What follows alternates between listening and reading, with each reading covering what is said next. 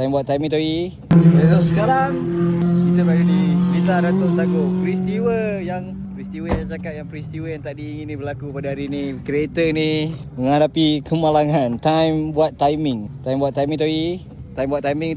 Kereta ni dah kemalangan. Mungkin tak ada rezeki kereta ni hari ni. Pun kau doa lah yang baik-baik. Tapi apa pun, Iris Alhamdulillah adalah naik podium. Laju-laju lah yang ni semua. Asal tak boleh kejar, diorang laju sangat lah. So diorang dah nak balik. Diorang balik dulu, Acap lepak lagi. Okay bang, hai. Ni Sifu Toyota 86 semua kereta tu.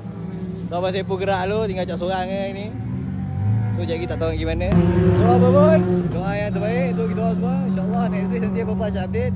So jangan lupa follow, komen, share. Bye bye.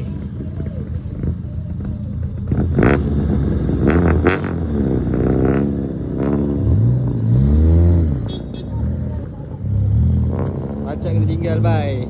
Sampai nanti semua tinggal kat Acap. So tinggal lah Acap seorang-seorang kat sini. So apa lagi kita merayau lah pergi tempat orang lain. Bye bye. Assalamualaikum. Jangan lupa follow, komen, share.